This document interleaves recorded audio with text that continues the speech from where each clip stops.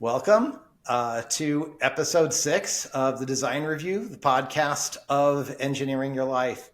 I'm Robert Haines, and today my guest is Alix Erie. I met Alix on the island of Kaua'i, a story which we may or may not discuss in this podcast.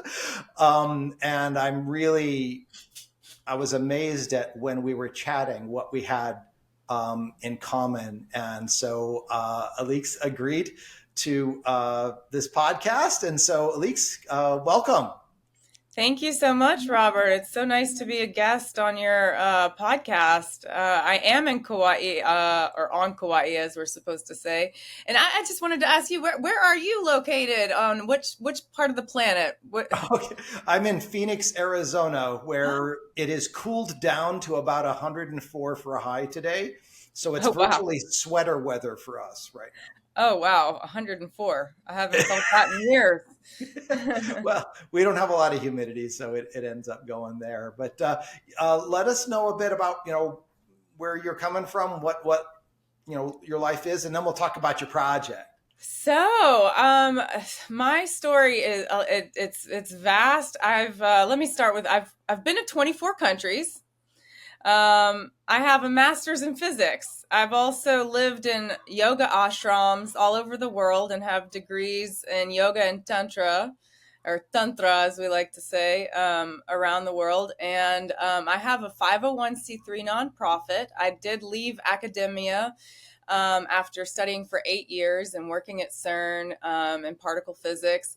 I left in order to combine the subjective and objective sciences being the academic sciences of physics, and the subjective sciences being the science of the mind, of tantra, of meditation, of discovering our universe through subjective means, and combining those into a grand unified theory. And that was how my nonprofit Advancement of Civilization effort was born. And so I worked tirelessly trying to build that organization for many years, and then life got in the way, and now everything that I do in my life is in service to that, although I'm not working directly with those projects at the moment. The end goal would be to have a sustainable community with a research center for consciousness studies at the core of it, and to have live-in residential services, as well as pedagogical institutes, children schools, not so much schools as far as ludotechs, and a little bit more advanced civilization type models, and workforce housing, and offer like a semi microcosm. That's kind of my vision that I've written about. And I wanted to bring consciousness and awareness to the world, and kind of prove the existence of a higher consciousness, and maybe even God, or disprove it if that were the case. But I like to lean on the side of there being a higher consciousness. Yeah. Well, I even with the conversation we had before, I knew there was a lot of resonance just in the 30-minute conversation that we had prior. But what you've already laid down here just resonates even more, which is like, everybody that ends up in this chair metaphorically is supposed to be here. So welcome. There's enough in what your introduction was that I can fill the entire time just asking you questions about that, which I might. So yeah, welcome to Design Review. So you've alluded to it a bit, but what I like to talk to people about is something that they're up to either currently or that they want to be. And you've already mentioned advancement of civilization. I happen to have a real affinity for the background of sciences into consciousness, because that's my journey. In my case, instead of being in particle physics, which bow to you for that, I was engineering and development, and my journey took me through life transformations, which led me to the work that I've done to get in touch with me and higher purpose and what is all this about anyway. And so it's been quite the journey, and I appreciate very much both where you've been and the desire to kind of knit together in the realm of a unification theory of all things. And I have a feeling we're going to talk a bit about some of that. So, and so as far as talking about, if we want to be talking about the advancement of civilization and the vision there, give us a little bit more about, okay, so what's the why? So what is it that showed up in life that said, this is a need? Wow. And have So, at it. well, if you, it might sound crazy, it might not, but there were experiences that I had in my life, and I was studying, physics at a very high level, and I was also eating raw vegan, and I had been fasting at great lengths and doing yogic practices and tantric practices for quite a while. And I had done pilgrimages, like I had walked a 1,200-kilometer Buddhist pilgrimage in Japan, and I'd visited hermits up in the mountains in China, and I'd had all of these experiences. And then all of a sudden, I was doing a lot of chanting and reading a lot of the ancient texts, and all of a sudden I started having some very esoteric experiences, things that are written about in texts like the Patanjali's Yoga Sutras, things like levitation and fire coming out of my hands. And that was many years ago at this point, but I was a physicist, and I started to understand that there was more to our existence than what we could actually access through the objective sciences. And I'm not saying that I'm able to do those things now. And as a matter of fact, when those things happened, they weren't conscious things that I tried to make them happen, but they were just very quick experiences that showed me that I had a higher purpose in life, and that was to explore our breadth and our depth as sentient beings, and our ability to affect our world with our mind and with our practices and with our daily ritual and etc. And so I because I brought this to my professors, and in Switzerland they're very conservative, and they did not want to hear the word consciousness in their in their faculty. And so I knew that I wasn't going to find a PhD. I was at the master's level, which is a PhD level in the United States. When you do physics in the United States, you typically go straight from the bachelor to a PhD. So but I was in my 8th year of university studies, and I knew that I wasn't going to be able to directly study consciousness. So I, at the time, had a lot of confidence in my abilities to turn this into something real, but what I was lacking was the funding.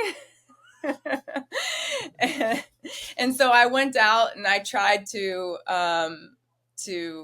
make that funding through my teachings, and I tried to build these centers and retreats and things like that, and I was mildly successful, but it was like building castles in the sand for a really long time. I had things like natural disasters happen that came and flooded my place that I had been building for a year to host retreats. And then, even on Kaua'i, I built a a community garden. I had 3 plots in a community garden, and that was supposed to be a pilot project. And then after investing all of my time and energy and money into that for a year and a half, it got shut down.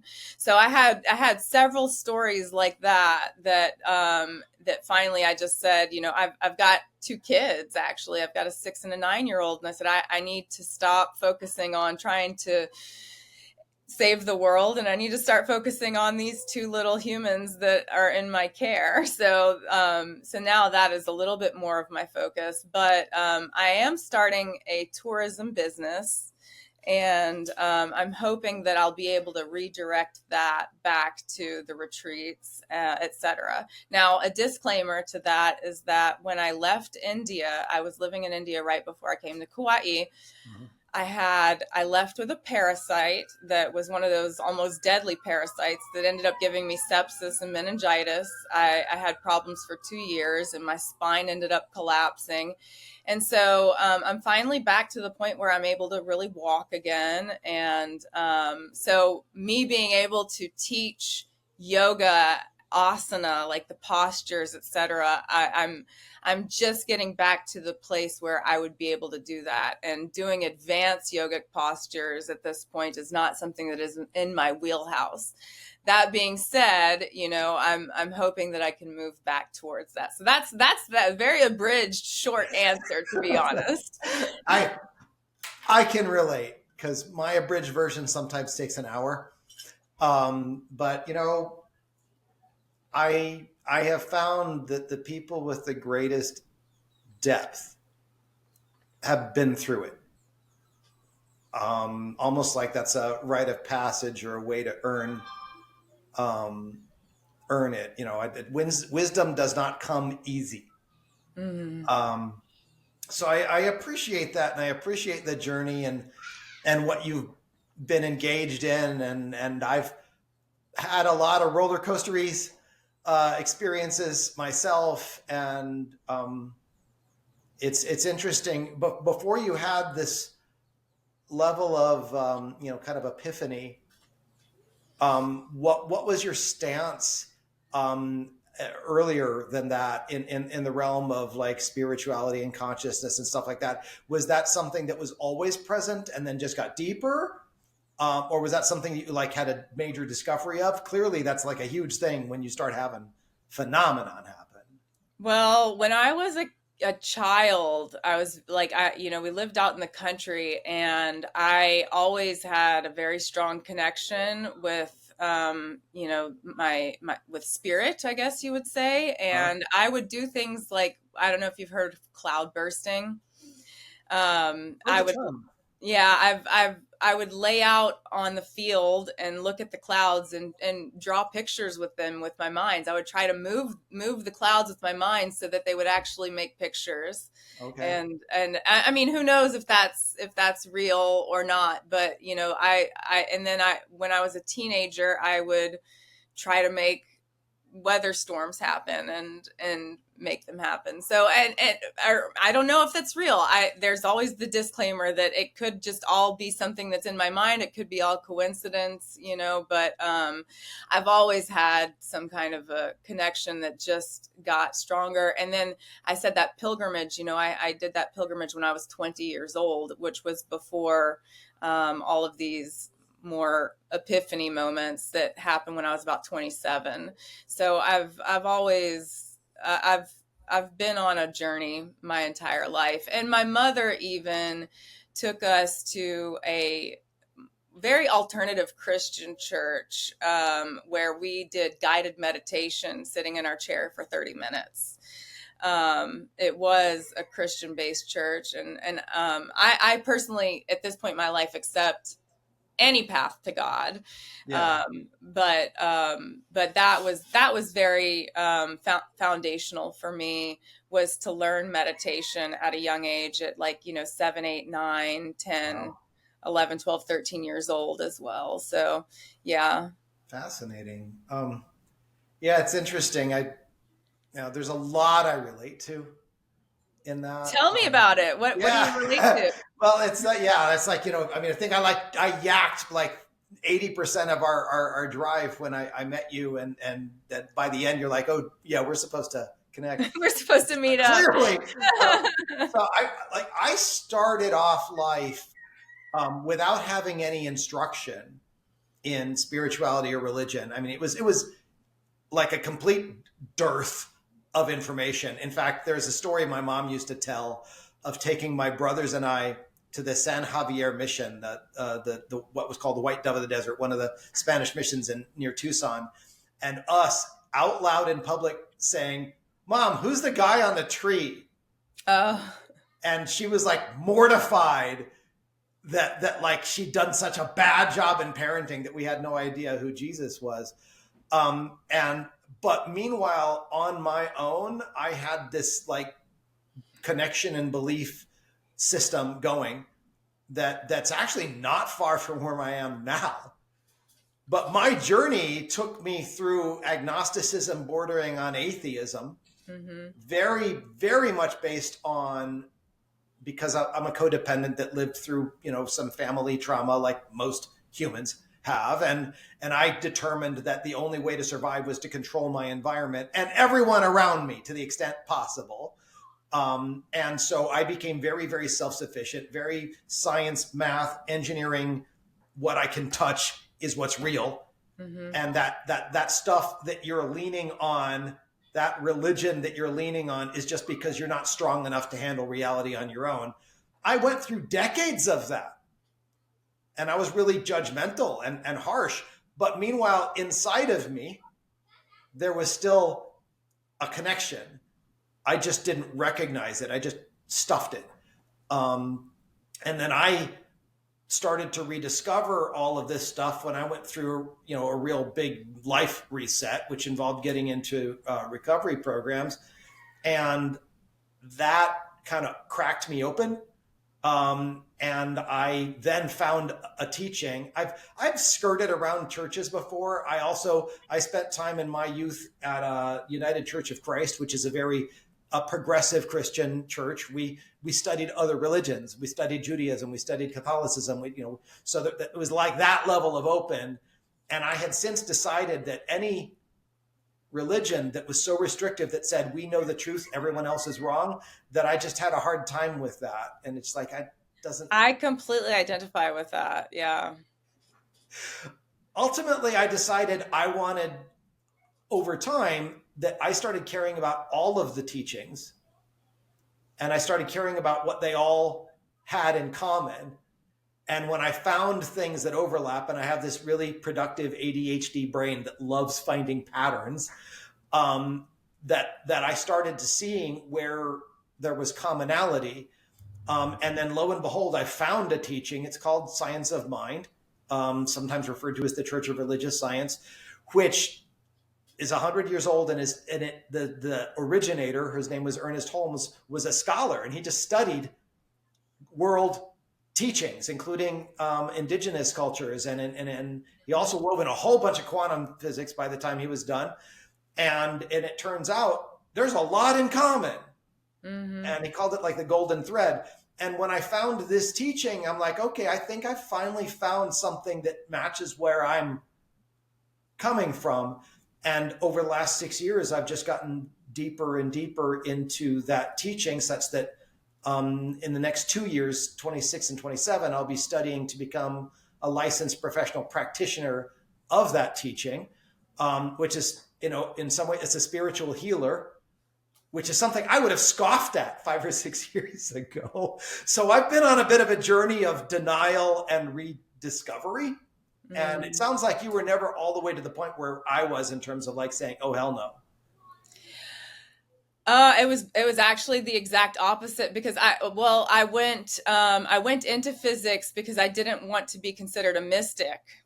And so I wanted to make sure that I had that firm foundation, and I wanted to see how physics would describe how to get as close as possible. Einstein said that God doesn't roll dice, right? Yeah, So, yeah. I mean, the physicists I mean, as atheist as they are, they're very spiritual people. Yeah, they are. You know, and so I wanted to get as close as I possibly could to describing our reality and our world using the objective sciences. And what happened was that I finally came, my epiphany moment, I wrote it down, and I probably even have it somewhere. This was 15 years ago at this point, but I wrote down that physics was the Antichrist. And something along, I don't know if it was the Antichrist or something. I was something along those lines that because the premise for physics is that you want to completely eliminate the bias of the observer, and in doing that you completely eliminate subjectivity, and you completely eliminate the consciousness.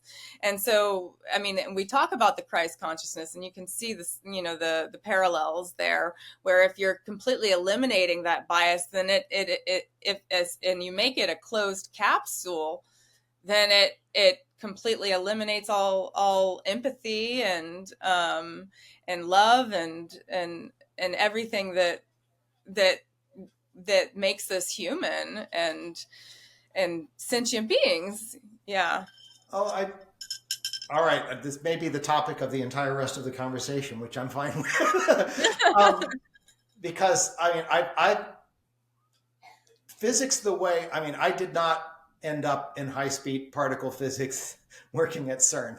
I have friends that have done high energy laser physics work, but I came from an engineering aspect, which is things you can touch, which is macroscopic physics, Newtonian physics. But my understanding was that the deeper science got, especially in the realm of quantum mechanics, then at some point we stopped being able to separate observer effects. And the deeper that work has gone, the more it starts to parallel what ancient teachings have been saying for millennia. Yeah. And when I discover stuff like that, then it all fits together. Let's find the pattern. Part of me just starts to like wave pom-poms, because to me, I celebrate when science meets theology meets psychology.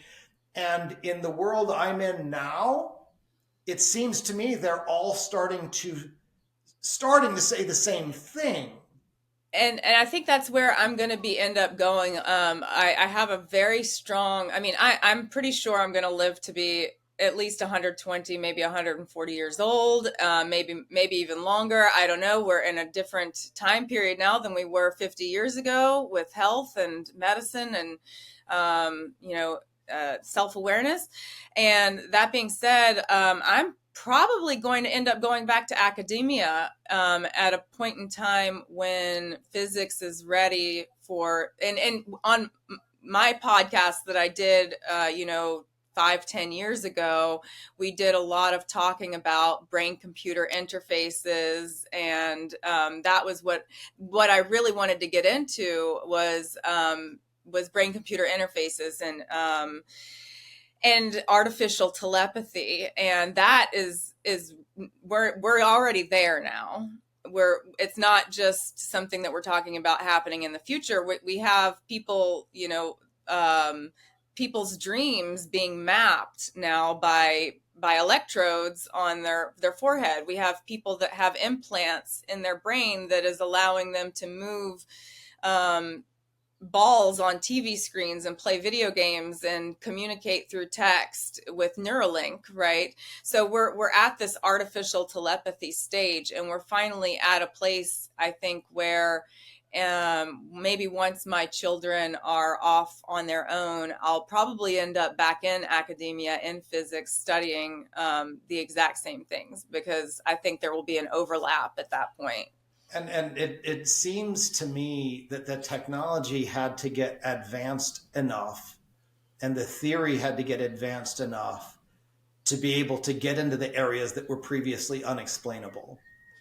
and phenomenon like quantum entanglement, which is about as deep as I can discuss the actual quantum physics around it, is starting to explain the quote unquote spooky things happening at a distance. Because even Einstein was like doubting, these phenomena, even though he was a deeply spiritual person. But it's just like more had to be discovered. Finer instrumentation had to be developed. The right controlled experiments set up. And what I'm finding is that the realm that was considered quote unquote magic, and even in the realm of earth-based traditions, magic is just stuff that we couldn't explain by classical mechanics anyway, and even that is being explainable. And so I love that you're into that. I'm in a place where I want to understand it, embrace it, learn about it, and then relax into using it. Mm-hmm. But I can't do that without people that are as curious and learned and driven as you're showing up to be, because somebody's got to do that work. Right. And so coming back to kind of like you asked me the why, and it's so going back to the why and the how and the what, like how do we define advancement of civilization? I think this is a good time to bring that up. Is what I like to use is two scales, which one of them is a little bit more well known as the Kohlberg scale of morality, which has seven. Well, really, it has five conventional stages of morality, and then a sixth more like Jesus level stage, and then there's a seventh level stage, which the sixth and seventh are theoretical, but the seventh level is kind of like a God consciousness level. Okay. The first two are what is it? Not precognition, but it's like the good kid, bad kid, morality stage. Like you make your decisions based on whether or pain and pleasure is first, like whether it feels good or it feels bad. You make your decisions based on whether it feels good or bad. Then pre-conventional, that's what I was trying to look for. Pre-conventional, post-conventional. And then there's the good, bad. And then you get to a stage where you start to feel some responsibility. And stage 3, stage 4 is a little bit more like purpose in life. Stage 5 is a little bit more social responsibility. And stage 6 is you get to your levels of your spiritual leaders and your gurus, etc. And stage 7 is more of like a transcendental consciousness level. And so that's one scale that I use. Like trying to, like the goal of advancement civilization effort is to elevate humanity on this scale. And the other scale that I use is the Kardashev scale, which is a science fiction scale used in many science fiction books and by many authors, which rates a civilization on its ability to use energy. So there's 3 types of civilizations. A type 1 civilization, and this is all on my website, limitlessexistence.org. We'll provide links to all of this in the notes. Yeah. And my website needs to be redone. Hopefully I'll have time to do that. It hasn't been done in a few years, so it's a little outdated. But that being said, the Kardashev scale talks about, so a type 1 civilization uses all of the energy of its home planet, and a type 2 civilization all of the energy of its home star, and a type 3 civilization of its galaxy. And so we are estimated to be, when I started college 20 years ago, my professor told me we were probably a type 7, but I think people like Elon Musk rate us at about a 0.4. So, we're not using anywhere near all of the energy of our home planet. But if we could use all of the energy of our home planet, we could do magnificent things. And so those are the 2 scales that I use, and those are the metrics that I use to try to gauge our advancement as a civilization. I appreciate that, and I have some like questions about both of those actually. So that when you talked about your Kohlberg, is that with the K? Kohlberg. I think he's a professor somewhere on the East Coast, and he's still alive, I believe, or he may be recently deceased, but So yeah. you brought that up as like scale of morality, though there's a whole lot about it that relates to other teachings that I've studied, which includes like levels of consciousness. The Um, chakras, for example, or chakras, if you like to say, there's 7 chakras, right? yeah, There's a lot of and also there's like some neuroscience in terms of like how we relate to the universe, and it's not the same exact map, but there's some stuff that's overlapping about it. In the realm of like levels of consciousness, like a fundamental is kind of like, you know, victim consciousness, where basically like everything's happening to you, and then there becomes like everything is happening by you, like you're making the world work, but it's all very self-centered. And then there's things happening through you, which now you're becoming integrated with that which is greater than you are. And then the highest level is like things are happening as you. There's no real differentiation between you and the greater, call it what you want, you know, higher power, divinity, etc. Um, and when you talked about, you know, at the, you know, the Messiah Jesus level, or at the God level, that's part of what like was bringing that into, is like, you know, at what level are you integrated with the greater world? And when you talk about good, bad, pain, and pleasure, that seemed very externally focused, which reminded me of like the level one. But all of that also maps to Jungian psychology theories of persona and ego and shadow and anima animus. And all of that also maps into neuroscience in terms of what the left and the right half of the brain do. And again, all these things are pointing at the same basic stuff. Now, I bring that up because my understanding about individuals and consciousness, about how it tends to go, is that where we are at any given moment might wander through those stages, and we might go back and forth, and in the realm of what, you know, I want to spend more time at higher levels, but if I spend all my time at the level of, you know, what I would have as be a 4, then I stop worrying about things like eating, yeah. and then my body doesn't survive that. So at some point I got to go back and forth. And one of It's the like things, Zarathustra on the mountain, right? Am I yeah, saying that correctly? Zarathustra? Zarathustra's, yeah, Yeah, yeah. He gets to the top of the mountain, and he realizes he's got to come back down because there's nothing up there except him. You know. yeah. And so part of what I've worked to do is to be aware of where I am at any given moment, not judge it too harshly. Because my journey at the moment, well, it starts with, how do I heal the parts of me that aren't being helpful for me and the world, and that my healing then becomes an incentive for me to now help other people, with an objective of, you know, how do we have the world be better? How do we be more prepared to solve the problems that come up? One of my fundamental beliefs is that human beings were born creative.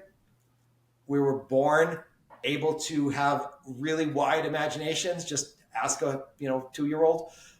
And that we slowly learn to fit in by shutting ourselves down, minimizing ourselves, and conforming, which is kind of a death of sorts.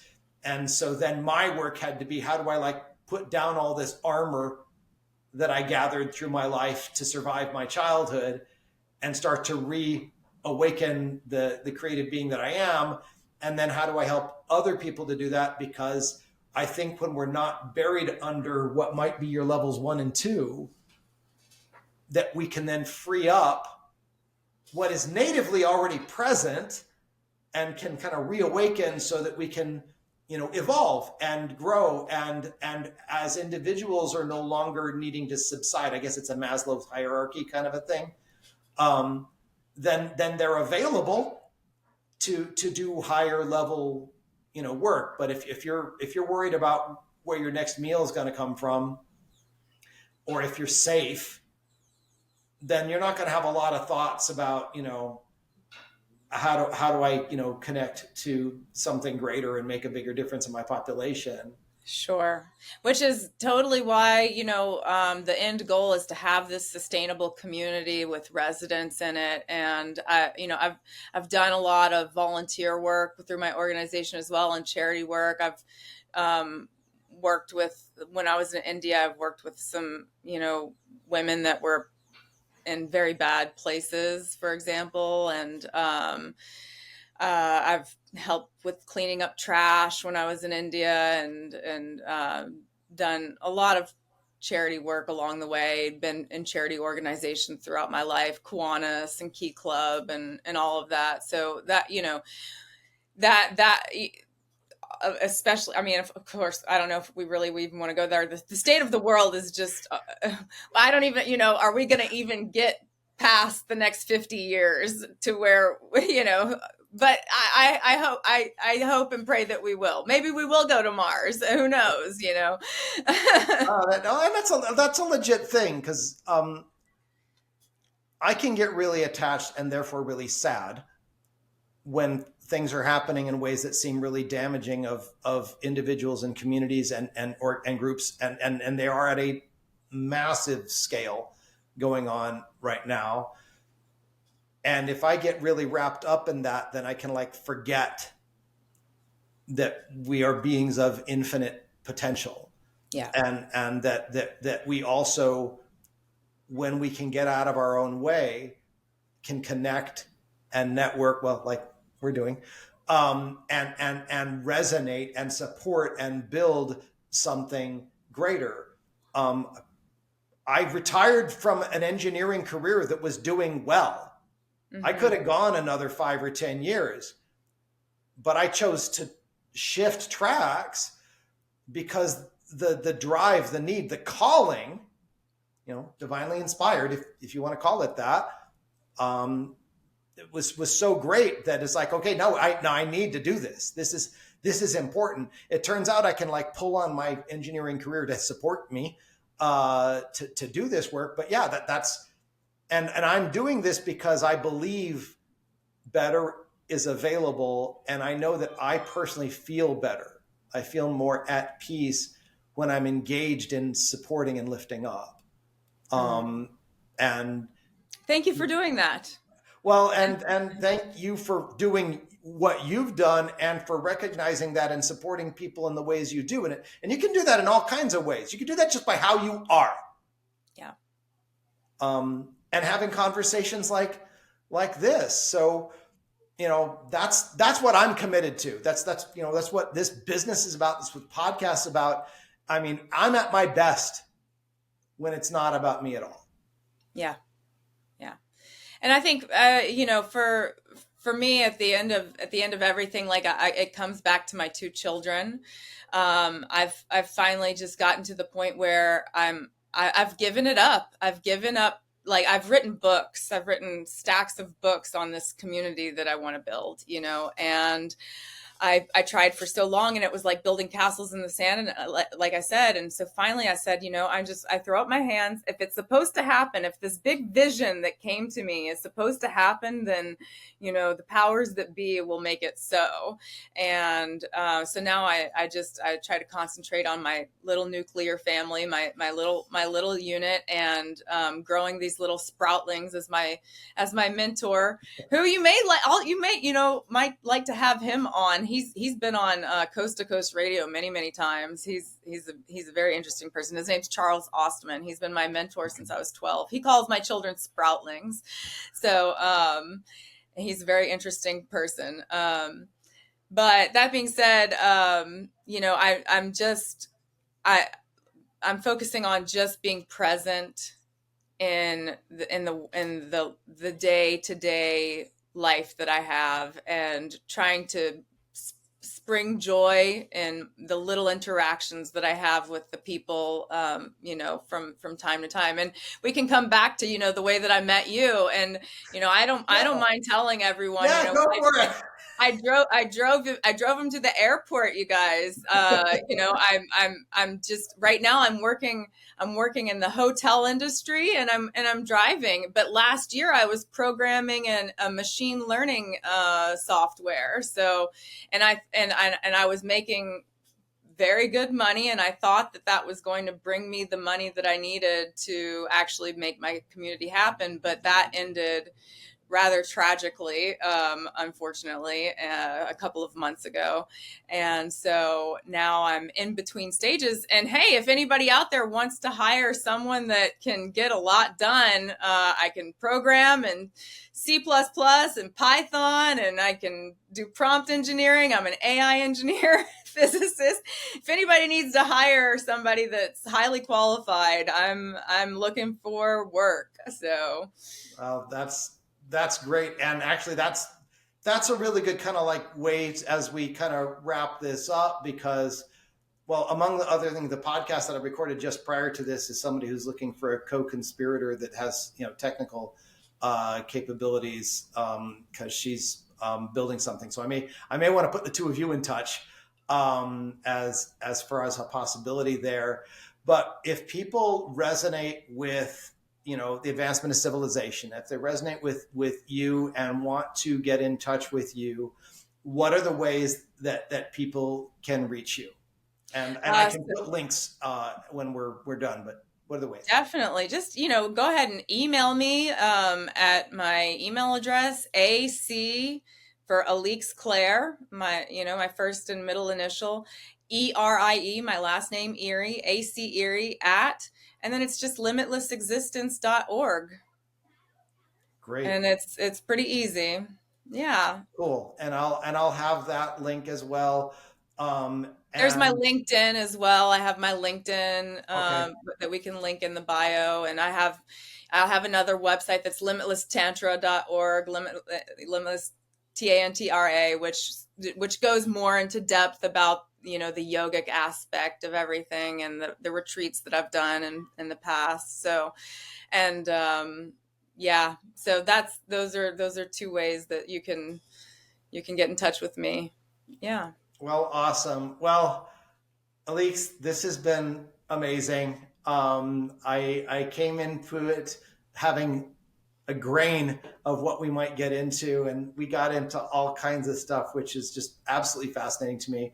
I could talk to you for another hour. However, this is the time that we have. This has been wonderful. I really appreciate it. I hope I didn't freak anyone out with my esoteric experiences, turn anybody off immediately. The right people find you, and so if you've your message and what you're up to and what your life experience has really resonated with me.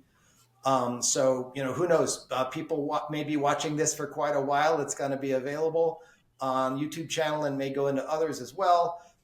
So anybody that has found this conversation interesting, please comment or please get a hold of Alix through her contact information, or worst case, get a hold of me, and I can forward you there.